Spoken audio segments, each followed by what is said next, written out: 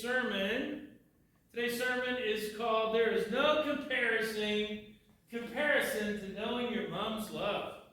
There is no comparison to knowing your mom's love. And our scripture, as we move through Colossians, is Colossians 2. You're wondering, like, what? And you'll see, it works. It all ties together.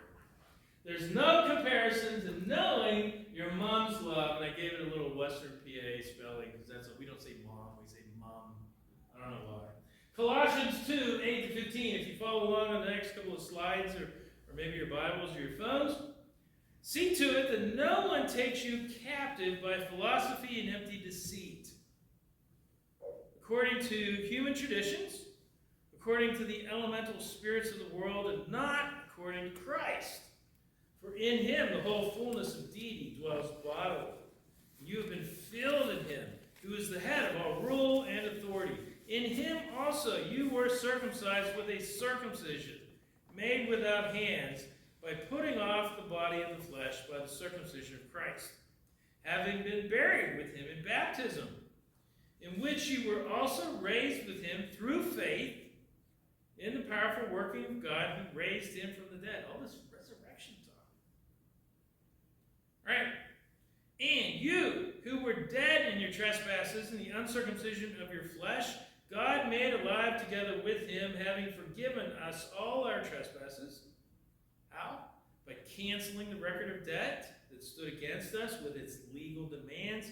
This he set aside, nailing it to the cross. He disarmed the rulers and authorities, and put them to open shame by triumphing over them. So again, I say to you, happy Mother's Day, because it is a great day to consider the wisdom in the scriptures of honoring our mothers and all that she's done to raise us in this kooky world. So we say, thanks, moms. And one of the things that you soon realize, though, as you strike out on your own, is that no one loves you or appreciates you the way your mom does, or is supposed to. So, our bosses, they're kind of like, Sorry if you're a boss, I hope you're better than some. Our spouses, oops, sorry.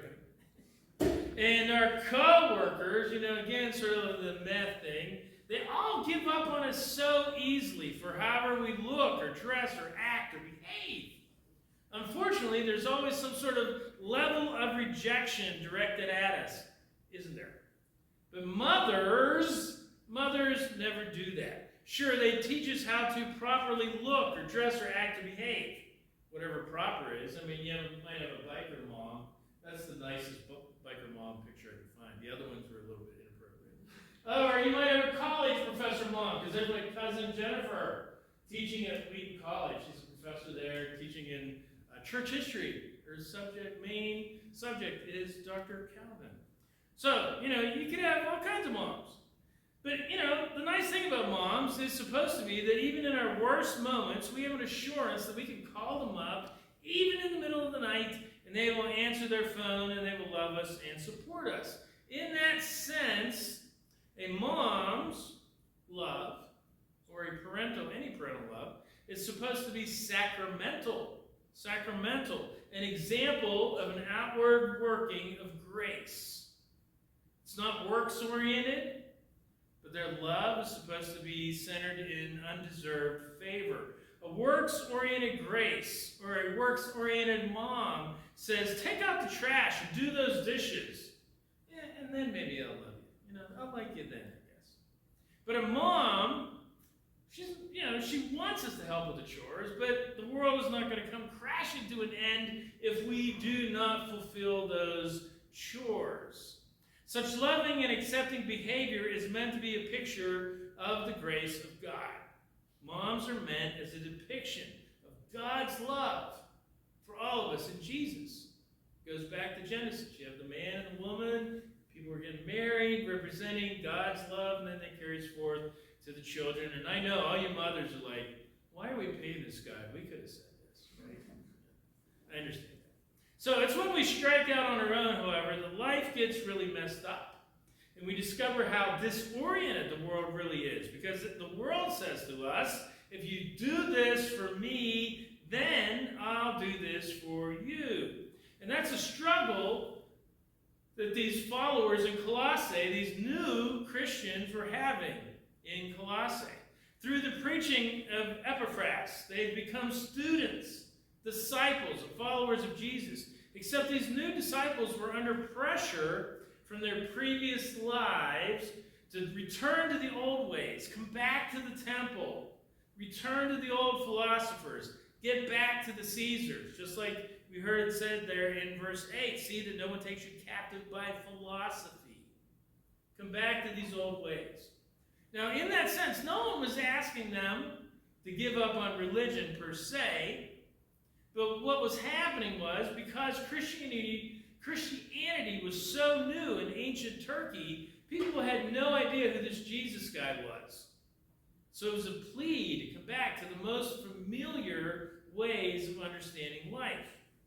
And it's important to remember that this was you can say it either way, shame and honor, honor and shame. This is a shame and honor culture over there in the Middle East. So the pressure was immense that was being put down on these new believers, saying almost, you are bringing shame on us. You are bringing shame on yourself and your neighbors and your fellow citizens in Colossae by turning your back on the old gods to follow this Jewish guy. Who is this Jewish guy from Galilee? You keep saying he's alive, but he was killed. He was, what is this? Give up on all that.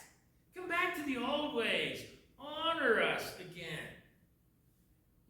It was an if-then conditional degree. So what does Paul do? Paul, he lays out this warning for us in Colossians 2:8. See to it that no one takes you captive by philosophy and empty deceit, according to human tradition, according to the elemental spirits of the world, and not according to Christ. If you're going to be held captive by anybody, be held captive by Jesus. So what is Paul getting at? It is a Mother's Day argument. It is a Mother's Day logic. No one is going to love you like your mom, so make sure not to be deceived by all the folks around you. They're going to try to promise you unconditional love, but in the end, it's always going to be, if you do this for me, then I'll love you kind of love. It's not a very groovy kind of love, boomers, right? Not a groovy kind of love. It's a conditional love. So Paul understands the shame these new followers were wrestling with due to all of them leaving their old ways behind. Transported over from Europe, what are we used to? We're used to the old guilt thing. Have I done the right thing in following Jesus? In ancient Turkey, it was a shame thing. How dare you follow this Jesus guy? You're bringing shame on all of us. You're bringing shame on our city. You're bringing shame on the gods, the ancient gods. So Paul's warning them, anyone from their past might come and try to drag them back into their old ways. It could be a family member. It could be the local priestess or priest. It could be friends from their old philosophy. They called them associations. They didn't call them clubs. There was all kind of associations. So like one of those things, almost coming to them and saying, if you keep following Jesus, you're bringing shame on all of us. Remember, following Jesus back here in this ancient city of 25,000 people, ancient Turkey, maybe about 40 AD, right around then. This is a huge risk, following Jesus at this point. These early Christians, they were the pioneers of the faith. The pioneers of the faith. Just like, around here we have that Oregon Trail, California Trail, the Mormon Trail. And, the imagery of those trails. You head out for California or Oregon, and all of your relatives back east in Ohio and Indiana. What are you doing? You're leaving us all behind. Don't go out there for gold or a new farm. What are you doing? And so you start to think, guilt-oriented, am I doing the right thing? But in the Middle East, pressure down on you, shame on you for doing this. Shame on you for not staying to take care of your parents. Shame on you for leaving us all behind. And this is why Paul says in verse 8, we need to be careful of being taken captive, of being held against our will. And he uses this phrase in particular, and it was very well understood in their culture, because back then in the Roman Empire, when the Romans conquered new territories, they often brought back captives to be put to work as indentured slaves against their will. And so captives from all around the Mediterranean basin, wherever the Roman Empire was, all these captives, they didn't willingly go back to Italy, to Rome, or they didn't willingly go back to Philippi, which was a very Roman city, which was pretty much just all the retired Roman soldiers. That's pretty much who lived there and founded it, and then it expanded outward from there. They didn't want to go there and live with the Romans. They wanted to be with their family. They were coerced by the sword. Do this or die. And shame, therefore, is a type of that sword. Do this or die. How could you do this to us? If you don't come back to our ways, you are bringing shame on all of us. How about this next slide? Long before Tony Soprano, at the end of season 1, declared his mom to be, she's dead to me, because she was definitely an if-then, very conditional kind of mom, so that's why he was like, ooh. But this is the way it happens in a shame culture mom. Shame on her culture. Shame culture mom. Ooh. Shame on her culture. If you convert to Jesus, you're dead to your family. See, there is a connection to Tony. You're like, where's he going with that? If you convert to the Christian faith over in those areas of the world today, you're still dead to your family. In Islam, is the way it's been trying to take over Africa. If you follow Jesus in the villages over there, Western Africa, Eastern Africa, you're dead now to the people in your village. I think I've told you before, there was a Jewish lady who converted to the Messiah at my dad's office. She was cut off by her family. She was dead to them. Therefore, our friends and families, they would come at people with this last-ditch intervention. They want to manipulate you. Come back. They're trying to capture you with their if-then statements. And Paul's saying, don't let anyone take you captive by any sort of deceit. They're going to try everything. They're going to manipulate you, try to bring shame on you. Be careful. Do not be captivated. Now, he does say that they are going to try to use philosophy. So when he's talking about philosophy, he's not talking about Jordan Peterson in the academic sense, or Slavoj Zizek, or Aristotle. He's not talking about high-level, high-order philosophy. He means everyone has a love for earthly life wisdom, an understanding of ourselves, the world, our relationships, so we can understand life better. So he's reminding them, while there is a lot of great wisdom out there, these ideas that they have on how to live, they are not according to Christ. That's how he ends up that verse, not according to Christ, God's Messiah. In other words, their ideas, thank you, their ideas, they taste great philosophically, but they're less filling. Man, that's a reach. That's back from the day. That's way back in the day. And again, I didn't use the actual little imagery from Bud Light or whatever it is. I can't remember which one it was. I just remember, well, forget that. And so anyhow, he says that kind of teaching, what is it? It's empty. It's hollow. That's the way it's put in the NIV. It's kind of like a couple of weeks or 6 weeks ago we had Easter, right? And your unconditional loving mom, what does she give you? She gives you the best solid chocolate bunnies, right? Because that's what the moms do, the solid chocolate bunnies. The real bunnies. But your aunties that you hardly see all year long, what do they give you? They give you those hollow Palmer chocolate bunnies. It's no wonder their factory in Pennsylvania exploded a couple weeks ago. I think God was punishing them. But that's another story. So in the end, these philosophies, they are empty and hollow. They are not according to Jesus. Paul would say this imagery in our day, if he was here, this applies to saying Jesus is like a Godiva, solid bunny. Jesus is like a Lindt, Swiss chocolate, solid bunny. It's not a hollow, empty. What? Lints are hollow. No. Okay. All right. So anyhow, thanks, Amy. So in these other, now you made me lose. Okay. So all these other faiths, they're grounded in great ideas, but their main ingredients are mostly human traditions that are not based in the Creator of the world. Paul also wrote in 2 Corinthians 10, verses 3 to 6, "For though we walk in the flesh, we are not waging war according to the flesh. For the weapons of our warfare are not of the flesh, but have divine power to destroy strongholds." What are those strongholds? This empty, deceiving teaching.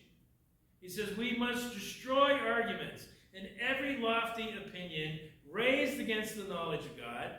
And what do we want to do? We want to take every thought captive to obey Christ, because he's the solid chocolate bunny. Shame is a very powerful resource in this world today.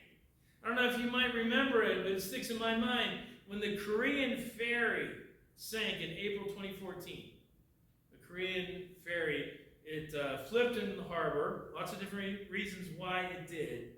And out of that ferry, all the passengers, out of 406 passengers and crew, 306 died. 250 were from the local high school. Right? Lots of reasons why it happened. One of the reasons, main reason so many people died, was the crew ignored the passengers. So, what ended up happening? The owner of that ferry committed suicide. Why? It's the power of shame. Look what you've done to our nation. Look what you did to this high school. Look what you did to these families. It's a horrible reality. We are supposed to, however, take every thought captive and not allow shame to destroy our lives. And that's why Paul's solution is that rather than turning to all of these empty, if-then, hollow statements, we are supposed to look at Jesus instead.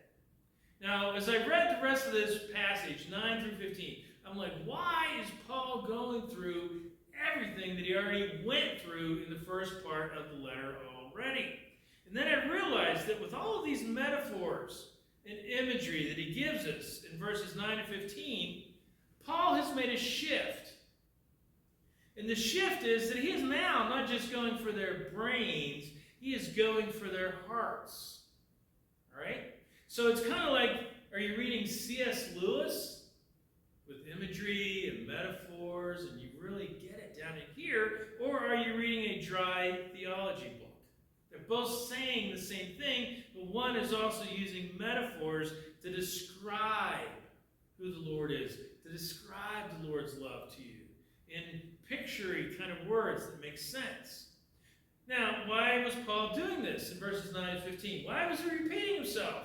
Because it was only when these Colossians grasped the reality of Jesus deep in their hearts that this shame and honor tactics would no longer have any power over them. Only when the Colossians discovered freedom in Jesus versus captivity would life truly begin to make sense. There's a well-known British conservative Anglican pastor in Pittsburgh. His name is Reverend John Guest. You might have even heard of him here and there in your life. Famous for a church in Sewickley. He's also a Brit. He's like 83 or 85. He's still preaching at that church a few times through the years. So he's kind of like, if you call it that, a hero of mine. And I love this phrase. He's been preaching it on college campuses ever since the late 60s, early 70s. Knowing Jesus is not the same as knowing about Jesus. Knowing Jesus is not the same as knowing about Jesus. The answer for the Colossians overcoming shame is to grow into a deeper relationship with Jesus in their hearts. In other words, if these Colossians continue to take their life identities from their parents and their communities, they're going to keep wrestling with shame all of the time. And if they continue to be so fragile in life, so caught up in shame and honor, they're always going to be in the danger of being captured, as in verse 8. However, like we heard in 2 Corinthians 10, if they take every thought captive and obey and listen to Jesus, this danger of being captured is going to lessen over time. Not that it's going to perfectly ever go away, because that's not life for any of us, but it's going to lessen over time. Paul had in mind that these Colossians needed to be equipped to interpret life with Jesus from his perspective in their hearts, not just in their minds. That rather than looking for life to make sense through whatever family or friends told them and tried to shame them, they needed to pay more attention to see Jesus within them. Colossians 1:27, the mystery of the faith is really Jesus has come to live within us. And even in verses 6 and 7 of Colossians 2, Paul just got done telling them, be mature in your faith. Not just head knowledge, but be mature in your faith. Be rooted, connected to Jesus in your heart. He said it specifically, therefore, as you received Christ Jesus the Lord, so walk in him, rooted and built up in him and established in the faith just as you were taught, abounding in thanksgiving. What we need to grasp with our hearts is that while we might receive Jesus with our born-again minds, our inner beings, our hearts, need to be rooted and grounded, built up in Jesus. And that's why Paul is going through. He's listing all this imagery for them. It was more than understanding the person and work of Jesus within their heads. Theologically, it was pointed at their hearts. It's like Jesus has given you a new pacemaker to get you off of the bad rhythm that was driving your heart, shame and guilt. And now your heart is recalibrated to who Jesus is, to his love. And this was essential to their not being taken captive by the philosophies of their time. Now think about how we understand this whole process of Christian maturity. We think study Bibles, right? I'm going to grow in the Lord. I need to get a good study Bible. I need to read some books. I need to listen to some podcasts, take some classes, be part of a seminar, all this kind of stuff. But remember, the Colossians did not have access to any of those things.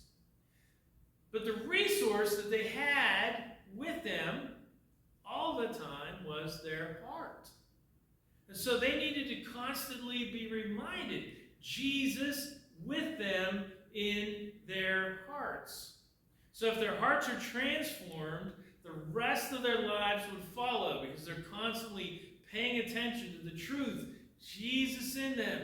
Jesus is with me. He is in my heart. This is the hope of glory. So I'm not being caught up in shame. And that's why in verses 9 to 15, Paul paints a picture of all of the things Jesus has done for them. How he is the fullness of the divine deity that has filled them. How he has circumcised their hearts in order that they can be alive in the Spirit. How he raised them from the dead to live in union with them. You just don't hear ideas there. You don't hear principles. You hear imagery. You're like, I can see it, what Jesus has done for me. How he's regenerated me and made me spiritually alive. I can see how he's forgiven me, how he's canceled the debts, disarmed my enemies. Where? On the cross. I can see it, I can picture it, I can feel it, I can imagine it. So when they grasp these principles with their hearts, the voices on the outside began to lessen.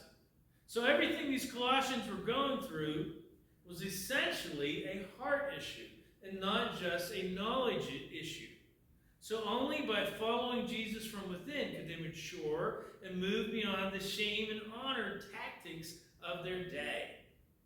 Now think about how Jesus does this with us. One of our main images that we should always remember is Jesus praying for us, right? There he is, at the right hand of the Father. And what is he doing? He is praying for us, constantly interceding for us, praying for us. The last time I checked, when the Amazon truck came, he didn't send me any books. It'd be nice, but he didn't.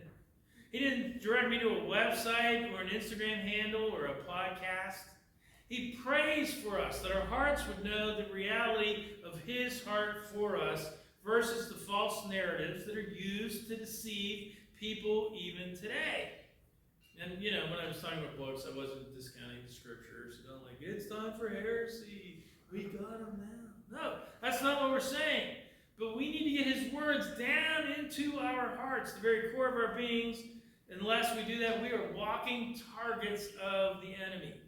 When these Colossians saw what it really meant to be forgiven and have their inner life debts canceled, then it didn't matter whatever shame or dishonor bombs were dropped in them.